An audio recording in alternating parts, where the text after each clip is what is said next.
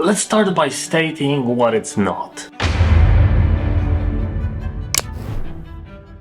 What it is a full case study starting from the initial idea, the sketches, the mid-fidelity wireframes, material exploration, high-fidelity designs, and obviously a little bit of interaction design as well.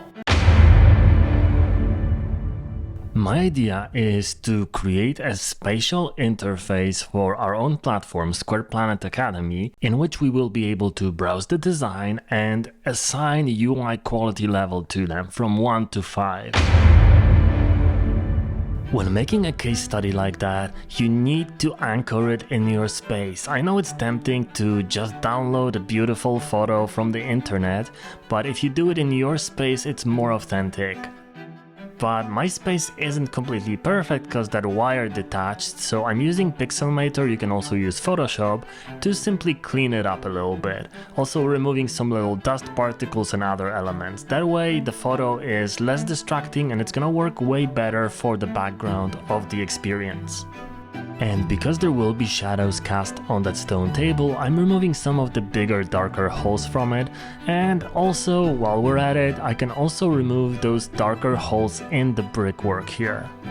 So we have a slightly cleaned up but real space, and the idea behind it is that nobody's gonna believe that you did it if you use a stock photo. And we're not gonna go straight to Sketch or Figma and do a glassmorphic design, because this is something that has been done many times before and it's not new to spatial design. No, we need to start sketching it out. Apple suggests not to overcomplicate the experience, so not everything should be 3D and spatial. The core of the app is going to be a grid of screens that we're all familiar with. We'll have a sidebar navigation for the main options, and then the grid will include the photo and name of the person and whether that project has been liked by me. Because it's a single purpose app, we're not gonna overcomplicate it. A simple 4-option menu is gonna suffice. I'm adding some extra context, and obviously my handwriting is pretty terrible, but that's okay, because these are ideas that are coming to me as I'm sketching, and that happens very often, so always remember to catch them. Now let's sketch out the actual grading experience. Just browsing the screens can happen in any environment, but for the grading we want to dim the surroundings so I can better focus on seeing the actual design. The screens will be presented as a floating carousel that surrounds you up until about 180 degrees, so we don't want you turning your head. Our defined field of view, or FOV, is gonna be 180. You will be able to scroll the designs in a circular fashion around you, but only in that front field of view. And it's going to be designed in a way where most of the focus is in front of the user, so I'm gonna highlight it in yellow. Now let's make that same screen, but from a view that's behind the user, so we can simulate what the user sees. I'm gonna first draw some helper lines for the perspective. Be able to focus on the screens, so I'm making them pretty big. Now I'm gonna make a line to specify that this is the normal standard level, and then I can swipe up or down a screen to signify whether it's level 4 or level 2. And of course then I can move it below. And outlining the main interaction here, which is swiping a screen up or down. Now this is that main interaction, and this is going to be the main thing that is going to be happening in 3 dimensions, because I believe just throwing designs up or down in a 3D space is gonna be more engaging, easier to focus on, and also a lot more fun. Quickly sketching a behind view of that interaction, so throwing one of the screens to a higher level. Also considering a stacked view where you focus on the main level but you see a little bit of levels 4 and 2. Now it's time for a more detailed vision of that main screen. Cards will have metadata at the bottom, and then the UI design is gonna be on top. On the side, I will sketch the interaction of rotating the card in 3D space again to reveal the initial wireframe that UI design was based on. showing that interaction and also making sure to remember that the shadow is also going to rotate as the card does. I also sketched out a way to overlay on that main design a set of hierarchy strips and also spacing rules.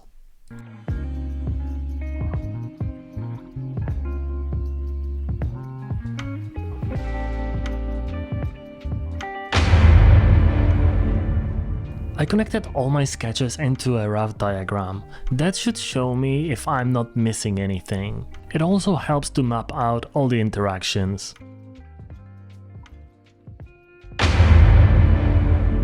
Now it's time to do the mid-fidelity sketch, so I'm pasting in that very first screen and then simply drawing some nice rectangles. I start with the main window, the sidebar and the additional sorting option that will sit on the bottom right. For starters, I just use a gray shape with a thin border for everything. Next, doing the main cell setup, which is gonna be the design, author's photo, author's name and a way to like the design. Then sketching out the main navigation, duplicating everything many times, and we're practically done with a very rough low fidelity wireframe.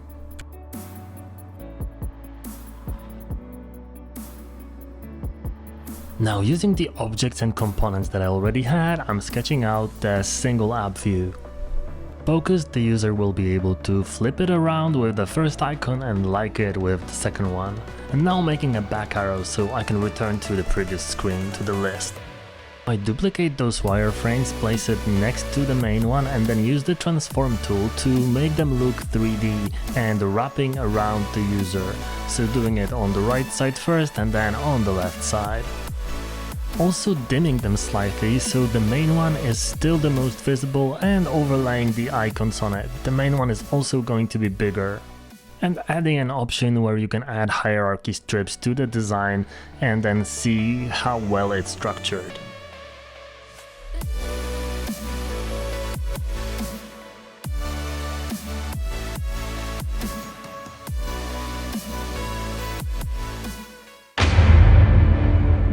Having the initial mid-fidelity wireframes done, it was time to start exploring some materials, so I created an empty space, a dark room, in which I started adding glass and shadows to these elements. I then tested it on a more complex photo and realized that it doesn't work at all. So I adjusted the material by tweaking the blur levels, the contrast and brightness of everything, and it looks way clearer now.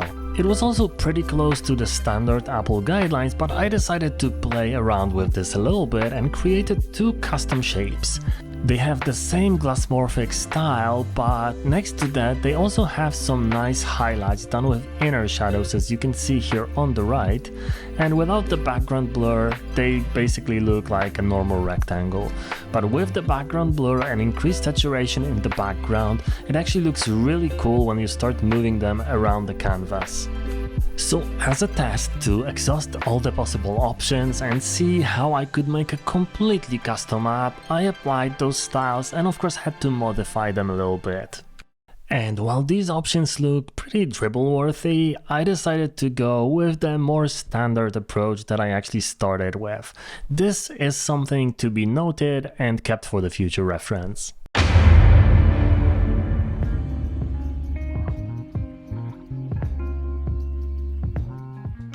I pasted my empty glass panels onto my room background and then filled it with real content from our website. Then, looking that my windows are on the left side of the room, I modified the borders so they are lit from that side. That's gonna make them a lot more natural. Those little details matter because our brain is processing that even if we don't consciously acknowledge it. So it's really important to get the lighting and the shadows right. Because the input box is actually indented and it's a little bit further down from the main panel, I made it a little bit darker and added an inner shadow. I also added a slightly lighter border around it to give it the impression of a beveled glass surface. And explored a couple of different color options for some of the panels because I want them to be clear and always visible no matter the background. There are some things that I didn't predict at the sketching stage, like the number of projects that you're browsing, which is a pretty important piece of information, so I'm modifying the grid view and changing the header for it to be displayed in a prominent way. Yeah, that's looking better already. Some small final tweaks and we're done with the main window. Since I already figured out the right materials and the right panels, I'm pasting the style onto the window where you see the individual shots, and then copying the style of some of the other elements and then pasting them onto the floating tabs. Also adding the info about when the post was created, and it's already looking a lot better, but I need to do a couple of small tweaks on the frames as well, because it wasn't perfectly centered.